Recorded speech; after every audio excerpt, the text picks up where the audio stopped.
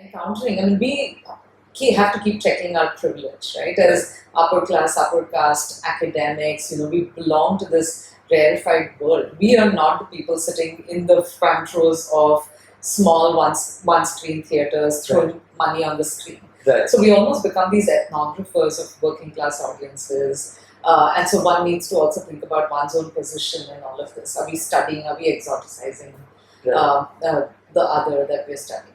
Right, and based on where we come from, many academics actually have not even been exposed to the proto-cinematic influences that shape Indian cinema, modern Indian cinema, into what it is today. So could you tell us about one of those sort of proto-cinematic influences? So in the presentation that I think you were in the audience for, talk about is the Pattachitra, which is the kind of scroll painting, which is a narrative often of mythological kind of stories. And as the scroll unfurls, a person, the narrator, the presenter, sings the story into being.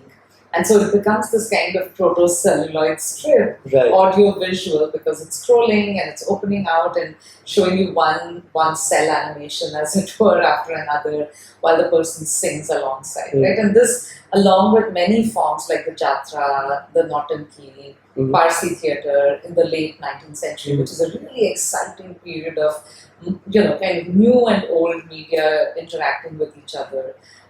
These kind of come together in a very messy amalgam to produce popular Indian cinema. Right. So there's a lot of debate about early on about whether popular Indian cinema is pre-modern or post-modern. And these are again terms that we're using always with a European theoretical framework, kind of thinking about them. I find it much more interesting to think about how they're working intermediately within a long history of kind of cultural forms in the subcontinent. Right. It's actually interesting that you mention some of these other forms that are proto-cinematic influences, such as Nautanki and Parsi theatre, etc. What would you say about the preservation of some of these forms? Because if they don't get preserved, we may not be able to understand where we are now. Because these forms are not, artworks that we can maintain and keep up. These are things that don't occupy all of time. Yeah, so the kind of performance forms being ephemeral has always caused a lot of anxiety because we cannot preserve the liveness of the performing body, right?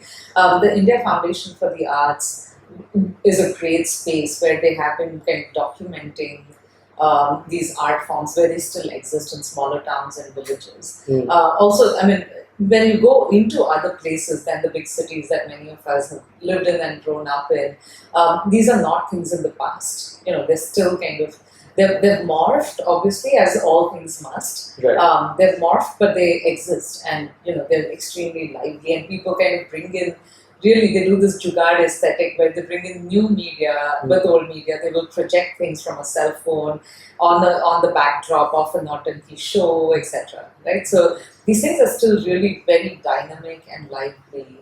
But there's of course a need always for state funding, for them to be to kind of support state institutions like the National Institute of Drama, the National School of Drama in Delhi, the India Foundation for the Arts. There are a lot of resources if you go online to find out about these rich performance traditions that we've had. So, Professor, you were speaking about how these are dynamic in nature. And I was wondering how you could relate those to dynamic identities, because we often think that identities are stable and they don't change over time. And a lot of your work, especially with respect to global sharing of cultures, relates to changing identities, relates to borrowing from one place to another. So you had worked in Trinidad as a professor, and I was wondering if you could tell us a little bit about what you learned about Indian cinema through teaching it in Trinidad. Yeah, that was such a fabulous experience. I was there in 2014 for about 8 months. And I knew there is a large Indo-Caribbean population before going there, but the kind of extent of fandom for popular Indian film was really spectacular. I didn't quite expect it. But also a fraught space in the classroom. It was a really multi-ethnic class, with African origin, Indian origin, Chinese, Middle Eastern, and white settlers. So it's a really kind of multi-ethnic, multiracial kind of space, and Indian cinema had been central to identity formation. And a lot of the politics has been played along racial lines across Indo-Caribbean and Afro-Caribbean peoples in many parts of the Caribbean, Trinidad, Guyana, Suriname, etc.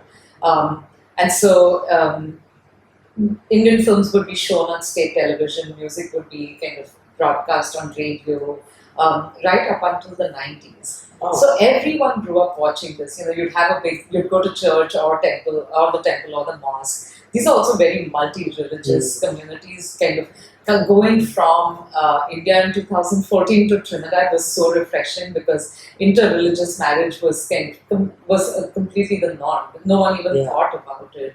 While we were having all of these controversies about love jihad and whatnot, right? So people would go to their place of worship, would come home and have a big meal on a Sunday, and then the whole family would sit in front of the TV. Right. And I had students kind of do an essay where they interviewed people in their family to talk about their experience of popular Hindi cinema. And an Afro-Caribbean student had interviewed her aunt who said, these films kind of unified all of us across all of the races. Right. And that she would weep when Amitabh Bachchan would die at the end of a film, as he often did in the 1970s. Right. And so I'm hoping this will be my next project, which is to kind of study global South relationships and interlinks, and not just to study the Caribbean as a place that received this, big budget cinema from India, because we might be small in terms of our film budgets compared to Hollywood, but we are a big kind of behemoth geopolitically,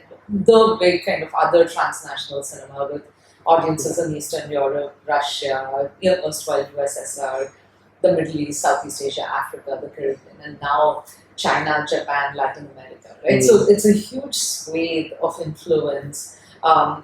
So I'm interested in also thinking about how the scale of the small and the big can be queered. We don't eternally have to think about Hollywood as the biggest, India as the kind of the one who's always aspiring to be like the Indian film industry, and then Trinidad as this small in comparison to the Indian film industry. Rather, I want to think about how these spectators in Trinidad, through their embodied practices, so they would take these songs and they would mash them up with Afro-Caribbean rhythms and produce really interesting chutney, music, etc. How did that come back to India and impact the Bombay film industry?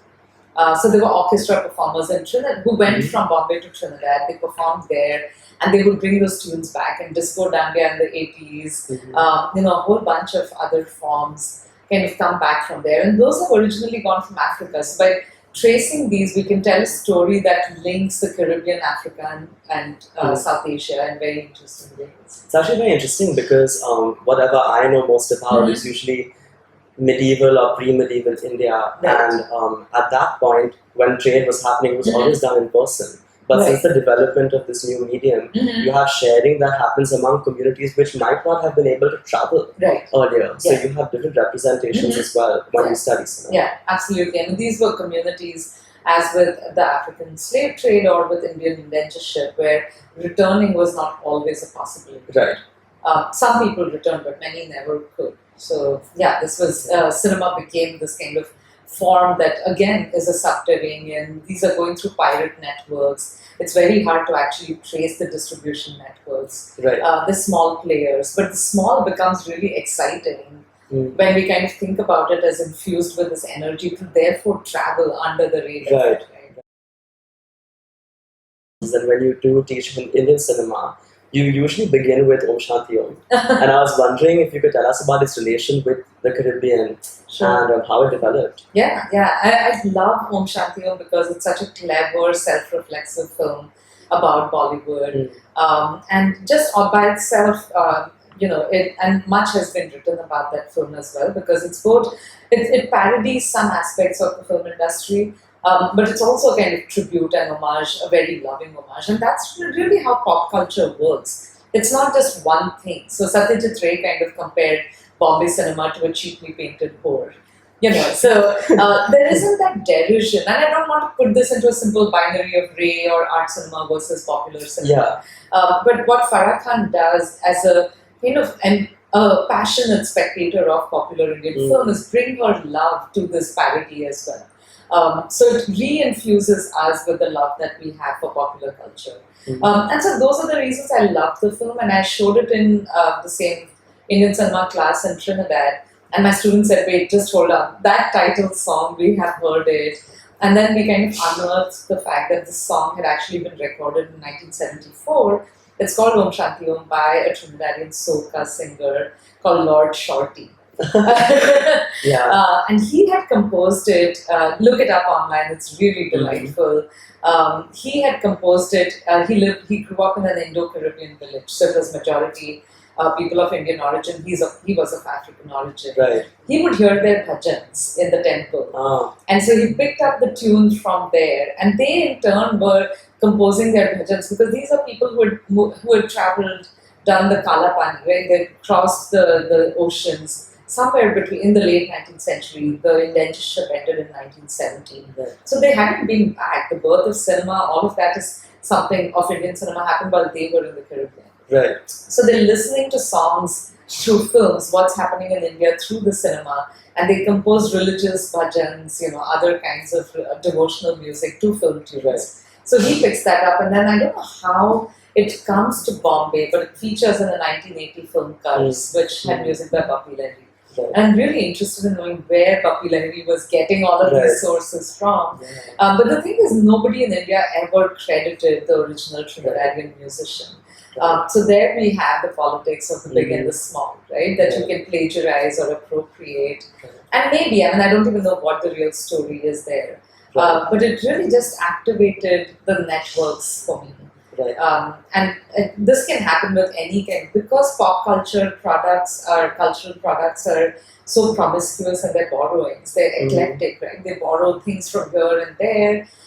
They'll borrow music, but the dance will be, it might be a foxtrot, but it's set to some other kind of music. Right. So they're not purists Right. about matching all of these forms perfectly together. Right. But it becomes this like brightly patterned mosaic that becomes so exciting to unravel. Right, and it's interesting because you mentioned a modern Hindi film that borrows from an African source in the Caribbean, which in turn is taken from a religious source that is originally Indian. But then it doesn't stop there either, because the form of bhajans, etc., was contributed, especially by the time of the 1800s. That changed a lot because of its interactions with other religious communities who are also singing and performing, such as Sufism, etc., in the subcontinent. Thanks for checking out Artist Story with PK. My name is Paritosh, and I created this channel in order to share content with you on the cultural past of India and our world. If you like what you see, please go ahead and share, subscribe, and check out my other social media profiles. And if you have any comments on the content I create, any questions, please go ahead and reach out to me.